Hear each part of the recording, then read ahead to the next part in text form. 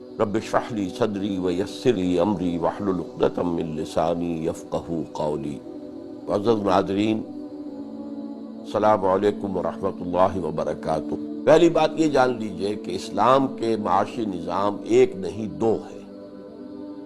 ایک اس کا معاشی نظام ہے روحانی سطح پر، اور دوسرا ہے جو کہ قانونی سطح پر ہے۔ اور بھی بعض معاملات میں ہمیں معلوم ہوتا ہے کہ روحانی تقاضے اور قانونی تقاضے بسا اوقات ایک دوسرے سے ٹکراتے ہیں۔ مثلا اگر آپ کو کوئی تھپڑ مارے خام خواہ بلا جواز، تو آپ کو حق پہنچتا ہے کہ آپ بھی جواباً اسے تھپڑ رسید کریں۔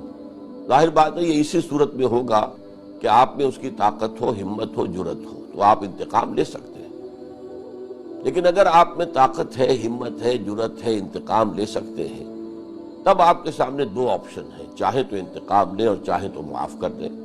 اگر آپ معاف کرتے ہیں تو آپ کو ایک روحانی ترفع حاصل ہوگا، ایلیویشن، اسپرچول ایلیویشن، جو آپ کی ذات کے لیے بہتر ہے۔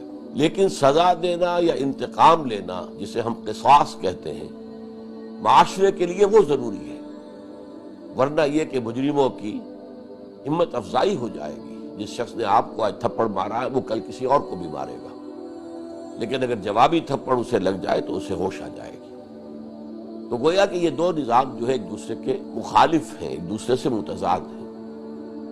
اسی طرح اسلام کا جو معاشی نظام ہے وہ روحانی سطح پر کچھ اور ہے، قانونی سطح پر کچھ اور ہے۔ روحانی سطح پر اسلام کے معاشی نظام کے چار بنیادی پلرز ہیں۔ نمبر ایک، یہ تصور کہ کائنات کی ہر شے کا مالک حقیقی صرف اللہ ہے۔ کوئی انسان کسی بھی شے کا مالک نہیں ہے، وہ اپنی ذات کا مالک نہیں، اپنے ہاتھ کا مالک نہیں، اپنے پاؤں کا مالک نہیں، یہ سب چیزیں بھی اس کے پاس اللہ کی امانتیں ہیں۔ اس پر اضافی جو کچھ ہے وہ بھی اللہ کی امانت ہے۔ این امانت چند روزہ دست باست، در حقیقت مالک ہر شے خداست۔ یہ چند چیزیں جو ہے یہ تو میرے پاس امانت ہے ایک وقت معین کے لیے، چند روزہ، باقی ہر شے کا مالک حقیقی تو صرف اللہ ہے۔ گویا کہ اس میں نہ صرف پرسنل اونرشپ کی نفی ہو گئی بلکہ نیشنل اونرشپ کی بھی نفی ہو گئی، جو بنیاد تھی کمیونزم کی۔ دوسرا پرنسپل اس کا یہ ہے کہ آپ جو کچھ کمائیں، محنت آپ کریں، کھیت میں آپ ہل چلائیں، آپ بیج ڈالیں، آپ اس کی پانی دیں، سب کچھ کریں، فصل آپ کاٹیں، لیکن جو کچھ آپ کو ملے اسے آپ اپنی محنت کا ثمر یا اجرت یا اجر نہ سمجھیے، بلکہ وہ اللہ کا فضل ہے۔ فضل وہ شے ہوتی ہے جو بلا استحقاق دی جاتی ہے۔ اگر آپ کسی کو مزدور رکھتے ہیں ایک دن کے لیے اور 100 روپے اس کی مزدوری طے کرتے ہیں، لیکن چونکہ آپ نے آبزرو کیا ہے کہ اس مزدور نے بڑی دیانتداری سے اور محنت سے اور دل لگا کر کام کیا ہے، تو آپ اسے شام کو 100 روپے تو اس کی ویج دیتے ہیں، 10 روپے مزید دیتے ہیں۔ یہ فضل ہے۔ تو اللہ تعالیٰ انسان کو جو کچھ اس دنیا میں دیتا ہے، چاہے اس کے لیے محنت خود انسان نے کی ہو، لیکن اسے سمجھنا یہ چاہیے کہ یہ اللہ کا فضل ہے۔ یہی وجہ ہے سورہ جمعہ میں فرمایا فَإِذَا قُضِيَتِ الصَّلَاةُ فَانتَشِرُوا فِي الْأَرْضِ وَابْتَغُوا مِن فَضْلِ اللَّهِ۔ جب نماز جمعہ ادا ہو چکے تو تم زمین میں منتشر ہو سکتے ہو اور اللہ کا فضل تلاش کرو۔ نمبر 3 یہ کہ اس فضل خداوندی میں سے تمہارا جائز حق صرف تمہاری ضروریات کی حد تک محدود ہے۔ اگرچہ ضروریات کے لیے کوئی فاسٹ اینڈ ہارڈ رول نہیں بنائے گئے، بلکہ یہ ہے کہ جتنی بھی انسان میں روحانی ترقی ہوگی وہ اپنی ضروریات کو کم سے کم کرتا چلا جائے گا۔ اور چوتھا اصول کیا ہے کہ جو کچھ بھی تمہاری ضرورت سے زائد ہے وہ دے ڈالو، اللہ کے راستے میں دے دو، غریبوں کو دے دو، بیواؤں کو دے دو، یتیموں کو دے دو، یا پھر اللہ کی راہ میں خرچ کرو، اللہ کے دین کے پیغام کو عام کرنے کے لیے اور اللہ کے دین کو قائم کرنے کی جد و جہد کے لیے۔ یسألونک ماذا ينفقون قل العفو، اے نبی آپ سے پوچھتے ہیں کتنا خرچ کریں ہم اللہ کی راہ میں؟ آپ کہہ دیجئے جو بھی تمہاری ضرورت سے زائد ہے۔ ان چار اصولوں پر ایک پورا معاشی نظام بنتا ہے، اور نبی اکرم صلی اللہ علیہ وسلم نے اسی سطح پر اپنی زندگی گزاری۔ آپ نے کبھی کچھ ریٹین نہیں کیا، جو آیا تقسیم کر دیا، دے دیا، اپنے پاس کبھی کچھ نہیں رکھا۔ اب آئیے قانونی سطح پر اسلام کا نظام کیا ہے۔ اس کے لیے پہلے ہی اصطلاح اگر میں آپ کو بتا دوں، وہ highest and purest form of voluntary socialism کے مقابلے میں اسلام کا قانونی نظام جو ہے وہ ایک controlled and internally managed capitalism ہے. یعنی کیپٹلزم ہے اس معنی میں کہ نمبر ایک یہ کہ پرسنل اونرشپ لیگل لیول پر، قانونی سطح پر اسلام تسلیم کرتا ہے. You can own a house, you can own a car, article of use. اس سے آگے بڑھ کر مینز آف پروڈکشن، آپ ایک دکان کے مالک ہو سکتے ہیں، کھیت کے مالک ہو سکتے ہیں، ایک کارخانے کے مالک ہو سکتے ہیں، فیکٹری کے مالک ہو سکتے ہیں. مالک ہے، ownership at the legal level وہ ایکسیپٹڈ ہے. پھر یہ کہ اس میں آپ کام کریں، محنت کریں، جد و جہد کریں، اور اس میں ایک کمپٹیشن ہو، ہیلتھی کمپٹیشن. اس لیے کہ اگر آپ زیادہ کام کریں گے، زیادہ کمائیں گے تو آپ کی ملکیت ہوگا.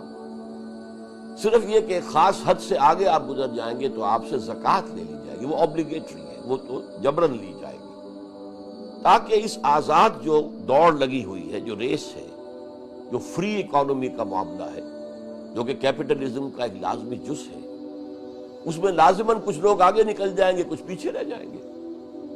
کچھ ہیوز ہوں گے، کچھ ہیو ناٹس ہوں گے. تو ان ہیو ناٹس کی ضروریات کو پورا کرنے کے لیے ان کے سے زکوٰۃ لی جائے گی، ہیوز سے جو ایک خاص سطح تک پہنچ گئے ہیں، تاکہ ان ہیو ناٹس کی ضروریات کو پورا کیا جا سکے. اور اسی بنیاد پر اسلامی ریاست اور جو نظام خلافت ہے وہ اپنے ہر شہری کی بنیادی ضروریات انڈر رائٹ کرتی ہے، اس کے ذمے ہے. اسلام نے بہترین نظام دیا تھا آج سے 1400 برس قبل. بہرحال یہ جو فری ہے، اکانومی ہے، مارکیٹ اکانومی ہے، پرائسز پر کوئی کنٹرول نہ ہو، یہ ڈیمانڈ اینڈ سپلائی کے اوپر طے ہو. اگر ڈیمانڈ زیادہ ہے، سپلائی کم ہے، قیمتیں چڑھ جائیں گی، چڑھنے دو. جو خرید سکتے ہیں خریدیں، جو نہیں خرید سکتے نہ خریدیں. اگر سپلائی زیادہ ہو گئی، ڈیمانڈ کم ہے تو قیمتیں گر جائیں گی، گرنے دو. تم اس میں خام خواہ کا جو ہے کوئی دخل اندازی مت کرو. اسی طریقے سے امپلائر امپلائی ریلیشن شپ ہے. اگر آپ کا امپلائی ٹھیک کام کرتا ہے ٹو یور سیٹسفیکشن، آپ کے اطمینان کے لیے کی حد تک، آپ اسے رکھیے، ریٹین کیجیے. اور اگر وہ نہیں کر رہا تو آپ اسے فائر کر دیجیے. ہائر اینڈ فائر، یہ ساری چیزیں جو کہ ماڈرن جو کیپٹلسٹک سسٹم کی ہے، یہ اسلام میں جائز ہے. لیکن اسلام نے دو طرف دیواریں کھڑی کر دی ہیں. ایک طرف سود حرام ہے، صرف پیسہ پیسے کو کھینچے بغیر کسی محنت کے، یہ حرام مطلق. اصل میں کسی بھی کاروبار کے لیے آپ کو کچھ کیپٹل بھی چاہیے، کچھ آپ کو محنت بھی کرنی پڑے گی، اور کچھ چانس پر بھی ڈیپینڈ کرے گا. کبھی حالات ایسے ہوں گے کہ آپ کی وہی محنت اور وہی سرمایہ زیادہ آپ کو نفع دے دیں گے، اور کبھی ایسا ہوگا کہ سرمایہ بھی وہی ہے، محنت بھی اتنی ہے، لیکن نفع آپ کو کم حاصل ہوا ہے. تو چانس کا ایلیمنٹ بھی رہتا ہے. تو اصل میں سود میں محنت کو نکالا گیا، پیسہ پیسے کو کھینچے، اور جوئے میں چانس کے اوپر سارا دار و مدار رکھ دیا، اس میں بھی محنت کوئی شامل نہیں، چانس ہے. اسی طریقے سے انسان کے سفلی جذبات کو بھڑکا کر، جنسی جذبات کو بھڑکا کر کمائی کرنا. ایڈورٹیزمنٹ ہے تو اس کے اندر جو ہے عورت کی تصویریں آ رہی ہیں، اور کوئی معاملہ ہے، آپ کسی چیز کو پروموٹ کرنے کے لیے ٹی وی پر ایسے پروگرام دکھاتے ہیں، ننگے ناچ دکھا رہے ہیں، کچھ اور کر رہے ہیں، اسپانسر کر رہے ہیں ان کو، تاکہ اپنے پروڈکٹ کی بھی ساتھ ہی ساتھ پبلسٹی ہو جائے. تو یہ فلموں کا جو سارا نظام ہے، ڈراموں کا نظام ہے، اس میں ناچ اور گانے ہو رہے ہیں. یہ سب کیا ہے؟ انسان کے سفلی جذبات کو مشتعل کر کے کمانا، حرام. اسی طریقے سے انسان کے ہوش اور شعور کو ختم کر دینے والی چیزیں جنہیں ہم منشیات کہتے ہیں، یہ جو ڈرگز ہیں، ان ڈرگز کا حرام ہونا یہ بالکل ثابت ہے. نہ صرف شراب حرام ہے، بلکہ جو شے بھی انسان کے شعور کو ختم کر دے وہ تمام چیزیں حرام ہیں، چاہے وہ ہیروئن ہو یا کوئی اور شے ہو. ان چیزوں سے کمائی بھی حرام ہے. تو اس طریقے سے یہ دو دیواریں ہیں، ان دیواروں کے اندر ہوگا یہ کیپٹلزم. اس لیے میں نے کہا تھا اے لمیٹڈ کنٹرولڈ کیپٹلزم، تاکہ سرمایہ چھا نہ جائے، سرمایہ ہی پورے معیشت کے اوپر چھا نہ جائے، بلکہ سرمایہ کاری ہو. سرمایہ کو میدان میں لگائیے، انڈسٹری میں لگائیے، کاروبار میں لگائیے. سود نہ ہو، جوا نہ ہو، اور جنسی جذبات کو بھڑکا کر کوئی کمائی نہ کی جا رہی ہو، اور منشیات نہ ہو، ڈرگز نہ ہو، اور اس کے اندر اندر آپ جائز کاروبار کریں، محنت کریں، آپ زیادہ محنت کریں گے، کمپٹیشن کریں گے، اس میں آپ بہتر سے بہتر پروڈکٹ میدان میں لائیں گے اور کوشش کریں گے کم سے کم قیمت پر تاکہ زیادہ لوگ آپ کا مال خریدیں، تو اس سے یہ ہے کہ وہ اکانومی بڑھتی ہے، فلرش کرتی ہے۔ جبکہ وہ جو نظام تھا کمیونزم کا، اس میں چونکہ پرسنل انسینٹیو نکل گیا تھا، اس میں زیادہ محنت کرنے کا جذبہ ختم ہو گیا۔ کیوں؟ ہمیں تو فکس ویج ملنی ہے، فکس تنخواہ ملنی ہے، زیادہ محنت کیوں کریں؟ لہذا وہاں پر ٹو ورک مور، اس کے لیے کوئی انسینٹیو نہیں تھا۔ لیکن یہ کہ اس کیپٹلزم میں انسینٹیو تھا، لہذا کیپٹلزم جیت گیا، کمیونزم ہار گیا۔ اسلام میں آپ نے دیکھا کہ ایک طرف کیپٹلزم ہے، فری اکانومی ہے، مارکیٹ اکانومی ہے، فورسز آف دی مارکیٹ کو مانا گیا ہے، ریٹس کو کنٹرول کرنا نہیں چاہیے، ریٹ جو ہے نارمل ڈیمانڈ اور سپلائی کے اوپر گھٹیں بڑھیں چلنے دو۔ تو اسی طریقے سے آپ جتنے بھی انسینٹیوز ہو سکتے ہیں اور جن کی بنا پر اکانومک جو کیپٹلسٹک اکانومی گرو کرتی وہ سب ہیں، لیکن لمیٹڈ۔ اب سود کا جو میں نے عرض کیا تھا کہ جو ننگا سود ہے، براہ راست سود، وہ تو اتنی حرام شے ہے، اتنی حرام شے ہے، صرف پیسہ پیسے کو کما رہا ہو، جس کے ساتھ کوئی لیبر نہیں ہے، کوئی رسک لینے کو تیار نہیں ہے، قرض دیتا ہے لیکن وہ یہ نہیں ماننے کو تیار کہ اگر میرا یہ شخص جو مجھ سے قرض لے رہا ہے وہ کاروبار کرے، اس میں اس کو خسارہ ہو جائے تو میں بھی کچھ خسارہ برداشت کروں۔ وہ خسارے میں اور نفع میں شیئر کرنے کو تیار نہیں، وہ تو اپنا فکسڈ جو ہے وہ منافع لے گا۔ نتیجہ یہ کہ اس کی دولت بڑھتی چلی جائے گی، اس کا اگر کاروبار بیٹھتا تو بیٹھ جائے، وہ اگر دیوالیہ ہوتا تو ہو جائے، لیکن یہ کہ کیپٹلسٹ کا تو جو ہے وہ سرمایہ آتا چلا جائے گا۔ اسلام میں اس کی دو شکلیں ہیں جو جائز کی گئی ہیں۔ ایک ہے جسے مزاربت کہتے ہیں، ایک تو مشارکت ہے کہ کچھ لوگ مل کر وہ اپنا سرمایہ بھی جمع کر لیں تاکہ ان کے پاس زیادہ سرمایہ ہو انویسٹ کرنے کے لیے، اور اپنی محنت بھی جمع کر لیں، مل جل کر کام کریں، تو یہ شراکت ہے۔ اس شراکت کے اوپر کوئی پابندی نہیں ہے، اس شراکت سے جو کچھ بھی منافع حاصل ہو تقسیم کر لیجئے، اور جو کچھ نقصان ہو اسے بھی سب مل کر بیئر کریں۔ شراکت تو بہترین شکل ہے کاروبار کی جو اسلام جس کی اجازت دیتا ہے۔ ایک مزاربت ہے، ایک شخص کے پاس پیسہ ہے لیکن وہ کسی وجہ سے کام نہیں کر سکتا، بوڑھا ہو گیا ہے یا عورت ہے بوڑھی ہو گئی ہے یا کوئی مرض لاحق ہے کسی کو، تو وہ اپنا پیسہ کسی کو دیتا ہے کہ وہ کاروبار کرے، اس کو مزاربت کہتے ہیں۔ اس مزاربت میں ظاہر بات ہے نفع ہوگا تو اسے بھی ملے گا، اور کہا جا سکتا ہے کہ یہ بھی بغیر محنت کے نفع مل رہا ہے، لیکن اس کو کاؤنٹر کر دیا گیا اسلام میں کہ اگر خسارہ ہوگا تو سارا مال والے کے ذمے ہوگا، وہ ورکر جو ہے، عامل جو ہے، جس کو کہ قرض دیا گیا تھا یا پیسہ دیا گیا تھا مزاربت پر، وہ نقصان کا ذمہ دار نہیں ہوگا، نقصان پورا کا پورا اس ظلم مال پر آئے گا، صاحب مال پر آئے گا جس نے کہ مال دیا تھا انویسٹ کر کے کاروبار کرنے کے لیے۔ تو یہ چیز کاؤنٹر کر رہی ہے اس کو کہ رسک اس میں زیادہ ہے، اس میں رسک جو ہے، ورنہ مشارکت میں تو سب کے سب اس رسک کو شیئر کرتے ہیں، نفع بھی آئے گا تو تقسیم کریں گے اور منافع بھی ہوگا تو سب مل کر اسے بیئر کریں گے، نقصان اگر ہوگا تب بیئر کریں گے۔ لیکن یہاں یہ کہ نقصان پورا کا پورا جو مالک ہے جس نے پیسہ دیا ہے اس کے اوپر ہوگا، مضارب کے اوپر کوئی ہرجانہ نہیں ہے۔ یا پھر ایک شکل جو جائز کی گئی ہے وہ ہے رینٹنگ، کہ آپ نے ایک مکان بنایا ہے اور اسے آپ نے کرائے پہ لے لیا۔ یہاں بھی یہ شک ہوتا ہے اور وہ جائز شک ہے کہ یہ اپنے سرمایہ پر کما رہا ہے، اس نے کوئی محنت اس میں نہیں کی، یہ مکان بنا کے دے دیا ہے، مکان کا کرایہ لے رہا ہے، جائز ہے، سوائے اس کے کہ مکے کی زمین کا کرایہ جو ہے حرام کر دیا گیا ہے، اور اسے حضور نے فرمایا من اکل کرا ارض مکہ فقط اکل الربا، جس شخص نے مکے کی زمین کا کرایہ لیا اس نے گویا کہ ربا لیا ہے، سود لیا ہے، سود جتنا کچھ حرام ہے اتنا ہی یہ بھی حرام ہے، اس لیے کہ وہاں لوگ آتے ہیں اپنا ایک مذہبی فریضہ ادا کرنے کے لیے، اور اتنے لوگ آ جاتے ہیں کہ ظاہر بات ہے وقتی طور پر کرایہ آسمان پہ چڑھ جاتے ہیں۔ حاجیوں کو سب سے زیادہ جو پے کرنا پڑتا ہے وہ تو وہاں کا کرایہ ہے جو مار دیتا ہے انہیں، اس کو حرام قرار دیا حضور نے۔ البتہ کرائے پر عام عمارتیں آپ عام گھر دے سکتے ہیں، اور اس میں کیا فرق ہے کہ اگر آپ نے 10 لاکھ کا مکان بنا کر اور اس پر آپ نے 1000-2000 روپے کرایہ لے لیا تو وہ ایک شکل ہے، اگر آپ نے 10 لاکھ کسی کو دیے اور وہ کاروبار کرتا ہے، اس کاروبار میں دونوں چیزیں موجود ہیں، نفع بھی ہو سکتا ہے، نقصان بھی ہو سکتا ہے۔ جبکہ مکان جو اس نے لیا، اس سے وہ کیا لے گا؟ 1 مہینے رہے گا صرف نا، اس میں کسی نقصان کا امکان نہیں، اس کے لیے کوئی نفع کا معاملہ نہیں ہے، ایک فکس بینیفٹ ہے جو اس نے حاصل کیا ہے۔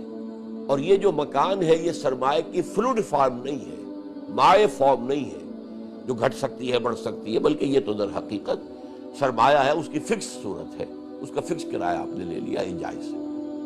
تو اس طریقے سے اسلام نے وہ جو ننگا معاملہ ہے، آپ نے بینک میں روپیہ رکھا اور کھایا اس کا سود، حرام مطلق، حرام مطلق، حرام مطلق۔ بینک سے قرض لیا، اس پر سود دیا، چاہے آپ نے مکان بنانے کے لیے لیا، چاہے اپنے کاروبار کو وسعت دینے کے لیے لیا۔ کاروبار اتنا کرو جتنی پونجی تمہارے پاس ہے، اوور ڈرافٹ کیوں لیتے ہو، اوور ٹریڈنگ کیوں کرتے ہو؟ اسی طریقے سے اور بہت سی چیزوں کو حرام کیا گیا ہے کہ جس میں چانس کا پہلو زیادہ آ جاتا ہے، یا جس میں یہ کہ محنت کے بغیر کمانے کا پہلو زیادہ آ جاتا ہے۔ لیکن اصول جو مجھے آپ کو سمجھانا ہے وہ یہ ہے کہ لیگل لیول پر اسلام ایک کنٹرولڈ اور انٹرنلی مینیجڈ کیپٹلزم ہے۔ اس میں سرمایہ کاری، محنت، جد و جہد، اس میں کمپٹیشن، اس میں مارکیٹ فورسز، اس میں تمام چیزیں وہ ہیں کہ جن کی بنا پر کیپٹلزم جیت گیا اور کمیونزم ہار گیا۔ لیکن یہ ہے کہ اس کو کنٹرول کیا گیا ہے، سرمایہ کو چین کیا گیا ہے، اسے جو ہے پابند کیا گیا ہے، کچھ اس کے اندر جو ہے زنجیروں میں جکڑا گیا ہے۔ یہ جن جو ہے یہ پوری معیشت کے اوپر چھا نہ جائے کہیں۔ میں یہاں ذکر کر دوں کہ جب انسان نے کرنسی ایجاد کی تھی تو ایچ جی ویلس لکھتا ہے اپنی ہسٹری آف دی ورلڈ میں کہ انسان کو معلوم نہیں تھا کہ کتنا بڑا طوق اس نے اپنی گردن میں ڈال لیا ہے۔ اس سے پہلے انسان کی اکانومی کیا تھی؟ Barter system. ایک آدمی نے کھیت میں کام کیا، ہل چلایا، گندم پیدا کی ہے، ایک آدمی وہ ہے جس نے سوت کاتا ہے اور پھر کرگے کے اوپر بیٹھ کر اس نے کپڑا بنا ہے۔